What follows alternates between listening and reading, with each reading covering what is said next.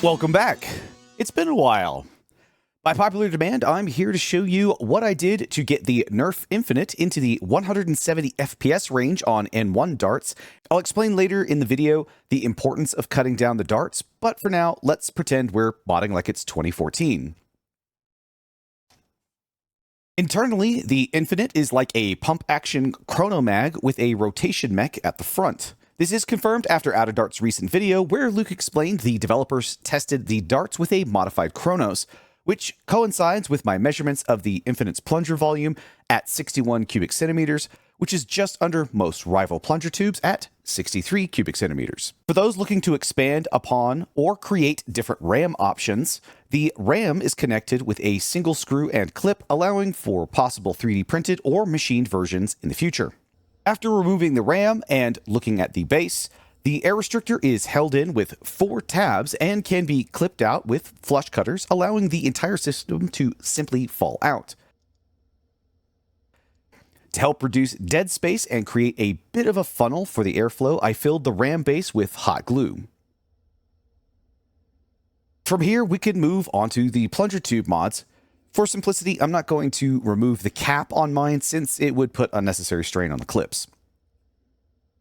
The plunger tube has 2 speed holes, one on top here and one on the bottom right next to the catch spring, as well as a tiny bleed hole at the front located here. The simple mod, obviously, to plug up these bleed holes is electrical tape, which obviously I just wrapped around both here in the front and right here in the middle to close off those holes. Speed holes are actually needed so blasters can get similar performance on lower gauge springs as a cost-cutting measure, since it can vent air out and allow the plunger to get up to speed before making a seal and prevent the darts from popping out of the barrel too soon, and not for performance reductions as most people believe. Once a larger gauge spring like a K25 is added in, these holes are no longer needed since the spring has enough force to get up to speed and overcome the pressure. After removing the back cap, I added in 9.5 coils of K25 Plus spring from Out of Darts. I've confirmed with Hawkeye that 8.5 coils will work without spring rattle, and for my measurements, you should be able to fit a max of about 10.5 coils. When reassembling, keep note that the L shape of the plunger rod needs to be pointing down towards the post side of the shell to work with the priming lock. If this is flipped the wrong way, it can't prime at all. As for the locks, the only one worth removing is the trigger lock, which, funny enough, allows the blaster to slam fire. After re-lubricating the O-rings, we can put everything back together, starting with the RAM.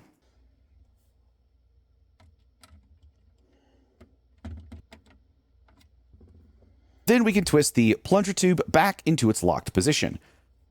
There are 3 padded tabs on the plunger tube that lock it into place, starting with the top that goes in front of the priming rod block, then 2 on either side that lock into the shell. And now we simply put the shells back together.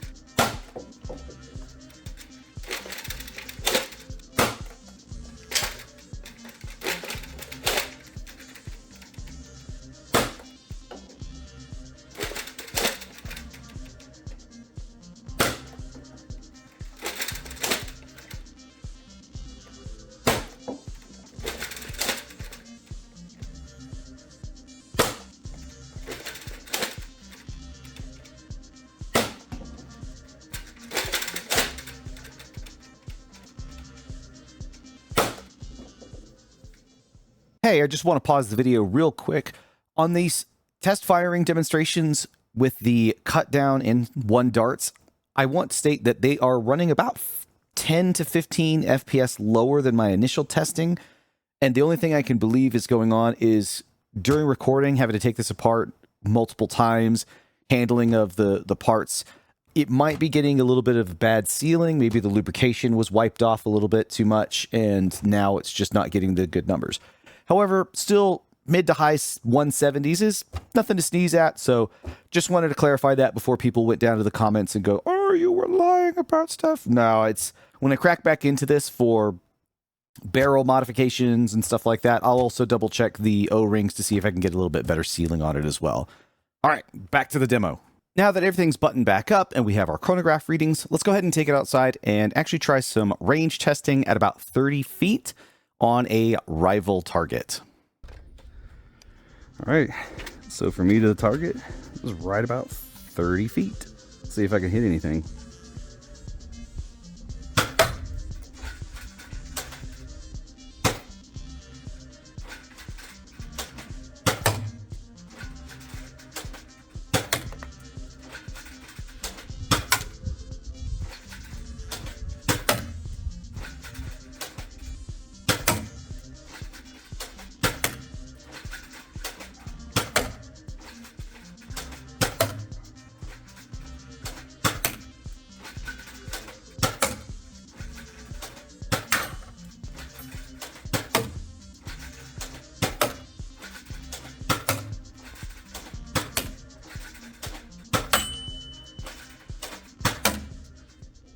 After the initial 5 shots or so that I took, I could tell that I was still trying to get a hang of it. There are a little bit of veering issues, which I do believe are part of the cutting of the darts. Since it's not a perfect cut, it's not flat, so there's a little bit of oblong shape there, which is contributing to them veering a little bit. We have one that flew over the fence. That one actually went about 100 feet because it went past my yard, past the road, and into the person's yard across the street. After getting the hang of the blaster, I put another good 10 rounds through it and getting fairly close to the target, hitting it a couple of times. However, again, this is leaning more and more into Dead Man's foam and my analysis that these definitely need a scar barrel to really kind of hone in the accuracy, as well as a cutting jig to make sure that cutting these darts down is a lot nicer and not as, again, sort of oblong or weirdly skewed to prevent that veering problem that I was noticing on a few of the darts. Now let's talk about why cut down N1 darts are important with any performance mods in the series. Of course, with any multi-dart AR system, these cut down darts won't work, but hopefully we can come up with something to fix this in the future. I've been talking with Dead Man's Foam, who has already converted a Nexus Pro to fire N1 darts. In his initial testing with full-length darts, similar to rival rounds, they would veer up drastically the more power that was put behind them. I had made a suggestion to cut off the back end of the dart to remove all of the additional foam by the DRM plugs. He found that measuring 45 millimeters from the tip of the dart back would put the cut right in front of the plug and subsequently fix the veering problem, making the darts much more accurate. While you might be asking how this affects the weight of the darts, this puts them right at about 1 gram average across 5 darts, making them comparable to standard worker darts. With the reduced weight, you can now achieve upwards of 190 FPS. Both myself and Dead Man's Foam believe that accuracy can be improved upon, and currently, Dead Man is working on a printed scar at the time of this recording. Future mod potentials that can be done with the N1 darts include changing out the barrel materials, which 1932 brass or 15mm inner diameter aluminum are both great options. If you don't want to get into the N1 ecosystem, then consider checking out Hawkeye's recent half-dart conversion for the Infinite, making it an amazing pump-action 40-dart open mag scavenger build monster. And that's it for the build overview. Don't forget to like and subscribe, and if you want me to mod something else in the N series, or have questions of the Infinite build, let me know down in the comments. I also stream every Friday and Saturday from 12 p.m. to 8 p.m. PST over on Twitch if you'd like to see me try and work on these mods, or just want to hang out. And I'll see you guys in the next one.